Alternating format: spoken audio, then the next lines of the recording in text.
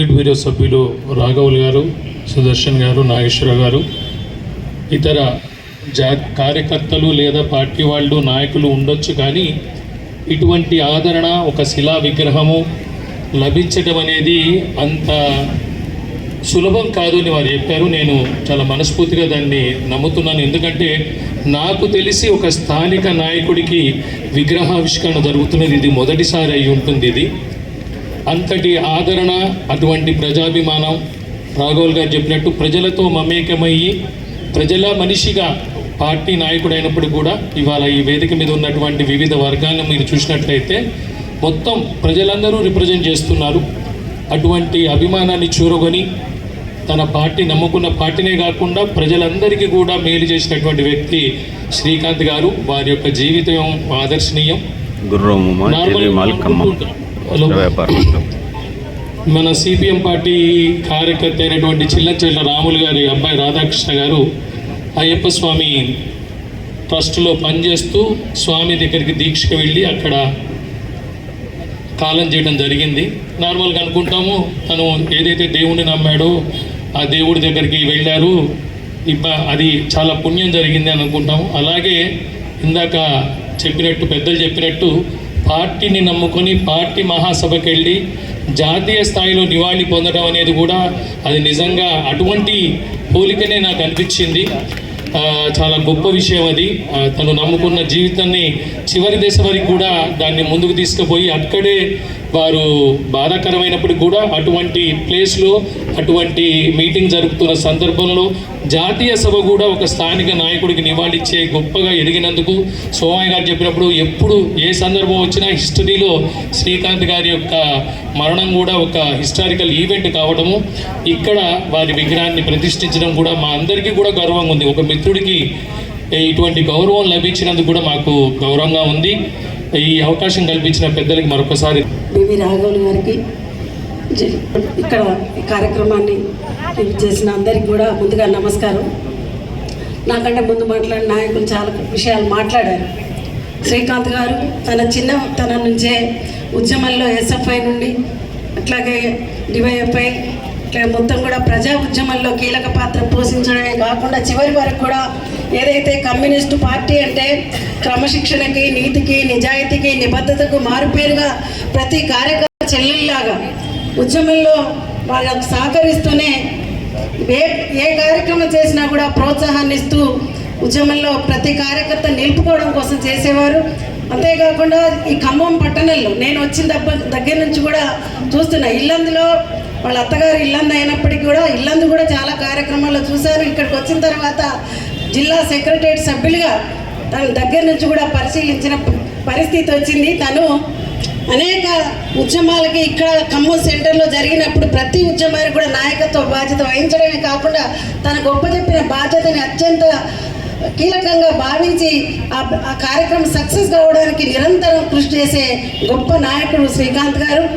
అట్లాగే చివరిలో మేము ఆల్ ఇండియా మహాసభకు వెళ్ళినప్పుడు తను మన కమ్యూనిస్టు సమాజం పట్ల, ఒక సమస్యల పట్ల ఎంత ఉక్కు దీక్షతోని, అట్లాగే ఒక ప్రభుత్వం నుంచి మన సమస్యలు, పేద ప్రజలకు రావాల్సిన సమస్యలు, అది ఇల్లు కానీ మిగతా ఏ విషయమైనా మాట్లాడేటప్పుడు కమ్యూనిస్ట్ ఎంత కర్కశంగా ఉంటారో, సమాజం పట్ల మానవతా దృక్పథంతో ఎలా ఉంటారో అనేది శ్రీకాంత్ గారిని చూసి నేర్చుకున్నాం మేమందరం కూడా.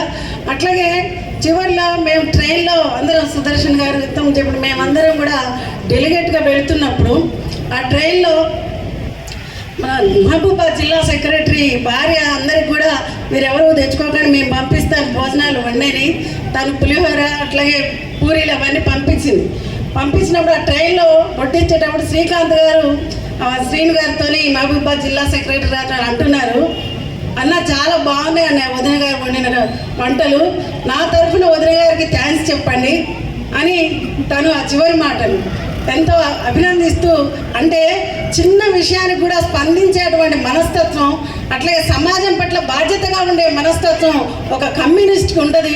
అందుకనే చూస్తూ ఉన్నాయి ఇప్పుడు సమాజంలో మతాల మధ్య చిచ్చు పెడుతూ మొన్న రీసెంట్గా చూసాం మనం కుమ్మెర జాతరలో పసిపాపని తను కుల దురహంకారంతో అక్కడ ఉన్నటువంటి అగ్రవర్ణ కులం ఆధిపత్య కులం భావజాలం ఉన్నవాళ్ళు వాళ్ళని గుడిలోకి ప్రవేశించకూడదంటే మేము ఎందుకు ప్రవేశించకూడదని ప్రశ్నించినందుకు రూమ్లో పెట్టి అత్యంత దారుణంగా కొడతా ఉంటే దాంట్లో ఒక బాధిత యొక్క భార్య పసిపిల్లని తీసుకొని వాళ్ళ కాళ్ళ ముందైనా పెడితే అక్కడికైనా కనికరిస్తారని పెడితే కర్కశంగా పసికందును తొక్కి చంపినటువంటి ఘటన మన రాష్ట్రంలో నాగర్ కర్నూలు జిల్లాలో జరిగింది.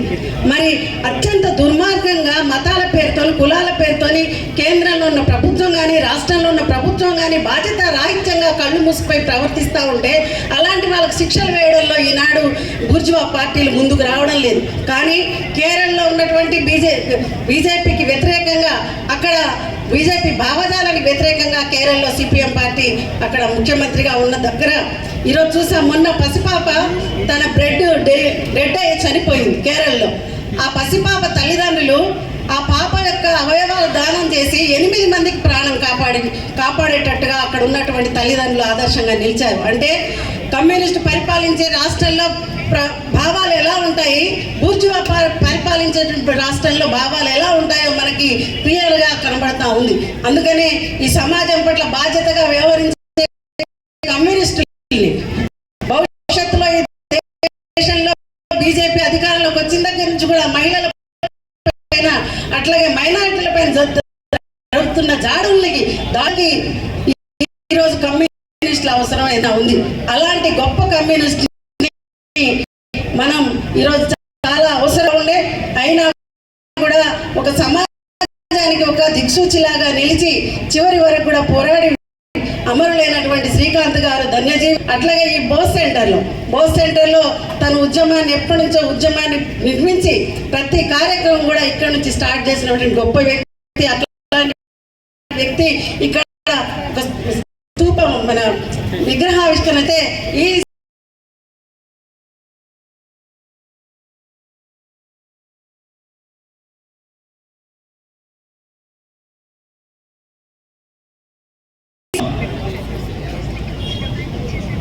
వర్ధంతి సభకి అధ్యక్షత వహించినటువంటి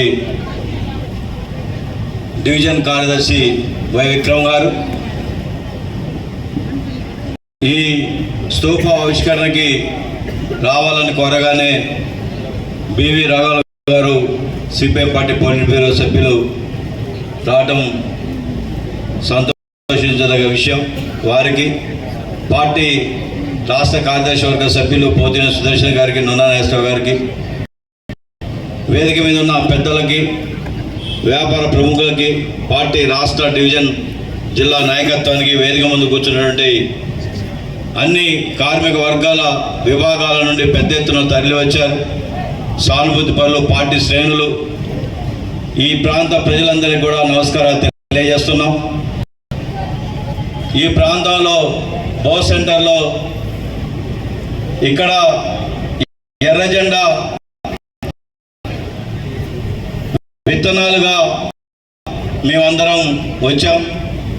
మాకన్నా ముందు తరం స్వాతంత్ర సమరయు ఎర్ర జెండా తెలంగాణ సాయుధ పోరాటంలో పాల్గొన్నది వారసత్వం ఈ ప్రాంతంలో ఉన్నది.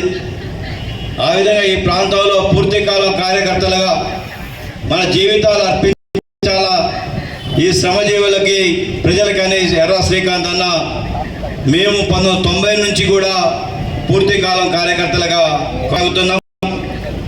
విద్యార్థి రంగంలో ఎస్ఎఫ్ఐలో సిద్ధారెడ్డి కళాశాలలో విద్యార్థి హక్కుల కోసం పోరాటాలు సాగించాడు. 1985లో డివైఎఫ్ఐగా ఖమ్మం నగరంలో జిల్లా నాయకులుగా సుదర్శన్ గారు చెప్పినట్టుగా స్థానిక సమస్యల మీద రాఘవన్ గారు చెప్పినట్టుగా పొద్దున్నే మేమందరం 6 గంటలకు లెగిసి పొద్దున్నే ఒక 7-10 మంది కాలువ బాగుందా, వస్తున్నాయా లేదా, పంపులు వస్తున్నాయా, రోడ్లు ఉన్నాయా, లైట్లు వెలుగుతున్నా లేదని ఇప్పుడు కూడా ఆ విధంగా స్థానిక ప్రజలతోటి ప్రాంతం ఉన్నటువంటి నాయకత్వం మొత్తాన్ని కూడా ఒక ప్రజలతోటి మమేకం అయ్యే విధానాన్ని కొనసాగించడం అనేది యువజన రంగాల్లో నేర్చుకున్నాం.